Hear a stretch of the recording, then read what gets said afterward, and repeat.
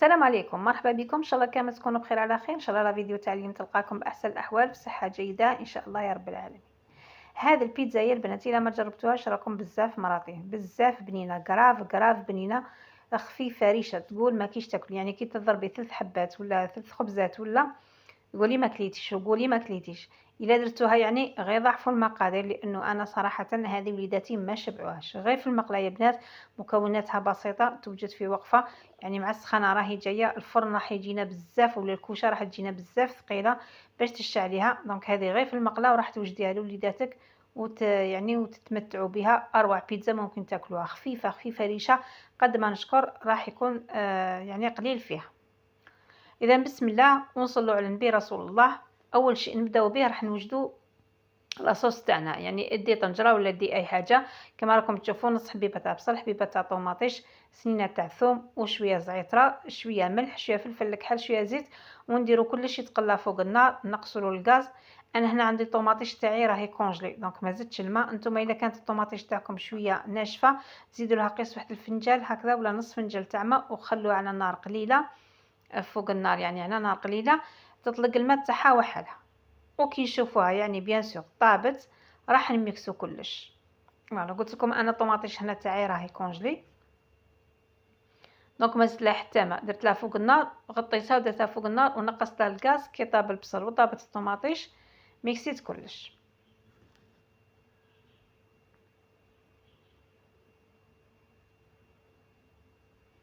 فوالا هايليك. وبعد ما طابت لي يعني قلت لكم ميكسيت كلش. هنا في هذه المرحله واش راح نضيفو؟ هنا الطوماطيش تاعنا كي نميكسوها شفتوها يعني لا كولور تاعها تولي تروح للكلاغ.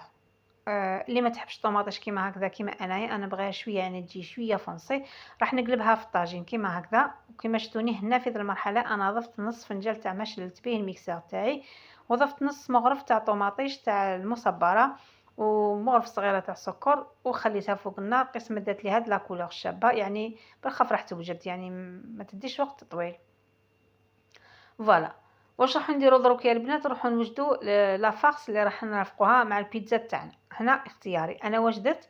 عندي حبيبه تاع طرشي كبيره فريمون كبيره، الا كانت صغيره يعني ديروا 2 حبات. فوالا نقطعوهم هكذا شرائح. هنا لا فارس تاعنا لازم نطيبوها بيسكو البيتزا تاعنا حطيه في المقله. دونك لا فارس لازم الطرشي ما تقعدلناش هكذاك خضره والبصل، دونك لازم شويه نقليوها في النار ماشي كيما البيتزا اللي تروح للفرن. فوالا درت نص حبه تاع طوماطيش.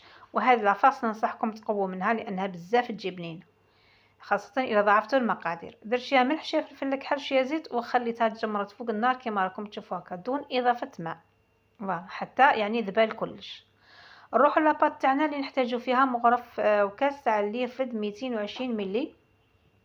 نحتاجو مغرف كبيره تاع خميره الخبز ومغرف كبيره تاع السكر، ونحتاجو 3 مغارف تاع الزيت. الى عندكم زيت زيتون نديرو. هذيك اول مرحله راح نخلطوها مليح ونخلوها تختمر شويه واحد 5 دقائق هكذاك حتى 6 دقائق، ونرجعو نشوفو كيفاش ولات. فوالا بعد ما فات 5 حتى 6 دقائق راح نضيفو الفرينه، وراح نضيف نص باكي تاع خميره الحلويات بهذا الشكل.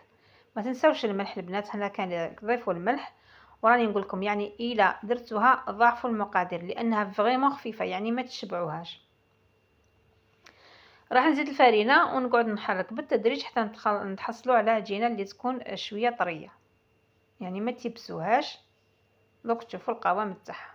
فوالا بهذا الشكل نحاولوا ندلكوها شويه كيما هكذا واحد 4 دقائق هكذا حتى 5 دقائق فقط. نغطيوها ونخلوها تخمر.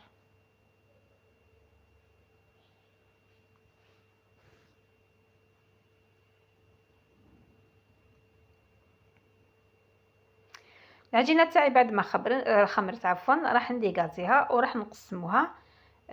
هنا انا درتها على 5، يعني الا حبيتو الخبزات يكونوا شويه كبار ديروها على 4. انا يعني درتهم شويه ماهم كبار ماهم صغار، درت لي 5 خبيزات. قلت لكم والله ما شبعوها يا البنات. هنا قلت لكم انا ناكد ونعاود، الا كانوا وليداتكم يعني من النوع اللي يحبوا البيتزا، خاصه هذه البيتزا راح تجي بزاف كراف بنينه وخفيفه بالبزاف، يعني ضاعفوا المقادير. راح نبوليها كيما هكذا، نديروها على البلان دو طرافاي ونخلوها تريح شويه لو طون اللي نرجعوا ليها. ونروحوا دروك نوجدوا المايونيز تاعنا. المايونيز اللي لازم تستعملوا فيها حبه تاع البيض اللي تكون بدرجه حراره الغرفه، وكاستيوس البنات، الحبه تاع البيض الا خفتوها يعني ما تكونش فريشكه ولا تكون من عند يعني جابوها لكم من برا من حانوت تكون بارده، يعني دفوا شويه ما ماشي تسخنوه، دفوا شويه ما حطوها في ذاك الماء مده 2 دقائق هكذاك ولا، ومن بعد خدموا بها راح تطلع لكم المايونيز تاعكم في ضربه، يعني ما تامنوش عقلكم. دونك قلت لكم حبه بيض شويه ملح، ودائما الميكسور تاعكم يعني زاد داك الصفر تاع البيض حطوه في وسط الميكسور تاعكم، ايه الميكسور تاعكم هكذا. ليسونسيال قلت لكم، وديروا كاس تاع زيت ولا العبر اللي حبيتوه، وطلعوا المايونيز وشويه تاع خل. هنا اللي عندكم الليم من الافضل انكم ديروا الليم. هنا درت فاني شويه تاع ثوم هكذا، وشوفوا المايونيز تاعي كيفاش طلعت لي، يعني في دقيقه طلعت ولا 4. فوالا بهذا الشكل. نرجعوا للبيتزا تاعنا بعد اللي ريحت شويه راح نحلوها. البنات البيتزا تاع المقله لازم تجي شويه رقيقه، ما تخلوهاش خشينه لانه راح تطيب غير في المقله، وراح نشعلوا لها غير من التحت فقط. نحلوا العجينه تاعنا بسمك، يعني دوك تشوفوا كيفاش يكون رقيق شويه. فوالا بهذا الشكل. شوفوا هنا بيان سور المقله تاعي راني دايرتها تسخن، راح نحط العجينه تاعي، ودوك تشوفوا البنات نخلوها غير شويه ما تخلوهاش حتى تيبس. شوفوا كي تبدا تخرج فيها هاد الفقاعات لكم تشوفوا فيهم، يعني بدا يدخلها طياب من التحت، يعني كفكرة الطاكوس هكذا، الخبز تاع التورتيلا ولا فاني هكذا نطيبوه. دوك غنشوفوها يعني بدات تخرج كامل هذه الفقاعات نقلبوها. مجرد انكم تقلبوا البيتزا تاعكم البنات نقصوا شويه للغاز، وبداو ديروا في لاصوص. نديروا لاصوص طوماط بهذا الشكل، نوزعوها كامل على البيتزا تاعنا، وراح نديروا لافاص اللي خدمناها مع بعض اللي هي الطرشي والبصل. صراحه بنينه بالبزاف البنات، الا كنتوا يعني ضاعفتوا المقادير انا غنقول لكم يعني ضاعفوا كميه الطرشي والطوماط والبصل. انا عندي كميه قليله فقط تاع شويه فيونداشي مع شويه بولي اشي، يعني كنت طيبته اختياري. تقدروا ديروا الطون تاع طوماطيش، تقدروا ديروا الطون تاع الزيت، تقدروا يعني تستغناو كامل على هذا يعني على الاضافات. يعني غير واش درت لكم هذا الطرشي مع البصل مع لاصوص الطوماط راح تعطيكم نتيجه هايله. فوالا راح نديروا لافارس اللي حضرناها مع بعض، وراح ندير الفرماج. وكتتبيله البنات الفرماج الى خفتوه يعني ما يذوب لكمش، دائما الفرماج تاعكم كي ترابوه يعني خلطوه مع شويه تاع الحليب ولا شويه تاع الزيت، كي يتشمخ راح يذوب، تضمنوا انه راح يذوب يعني سواء في المقله ولا سواء في الكوشه. فوالا نديرو كميه تاع الفرماج كيما هكذا، نديرو حبيبات تاع الزيتون ونغطوا على البيتزا تاعنا بمقله ولا بغطيوه ولا اي حاجه سنيوه، يعني ليسونسيال لازم نغموها هكذا ونخلوها حتى تطيب. الفرماج تاعنا راح يذوب بيان سور.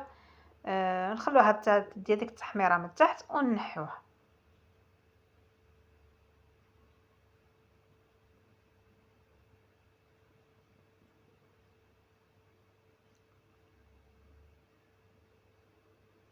راح نطيب كامل الكميه اللي عندي انا بهذه الطريقه، يعني بالخف توجد، ما راحش تشد الوقت بتاتا في الطياب. بالخف طيب لك الخبزه، يعني لو طون اللي الخبزه راهي طيب وانت راك توجدي ولا تحلي في الخبزه الزوجه.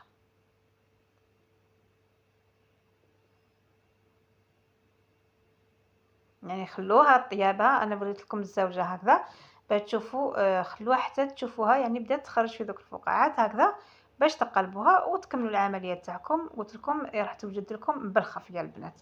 فوالا بعد ما طابت بيان سور انا راح ندير لها شويه مايونيز اللي كنت وجدتها معكم بهذا الشكل، وبالصحه والراحه. تجي خفيفه ريشه البنات، شهيتكم في الجنه ان شاء الله. جربوها، ولا كان عجبتكم ما تنسونيش بالجيم والبارطاج فضلا وليس امرا. اشتراك في القناه وتفعيل زر الجرس حتى يصلكم كل ما هو جديد. تهلاو في صحتكم، وفي الفيديوهات الجايه ان شاء الله. مع السلامه.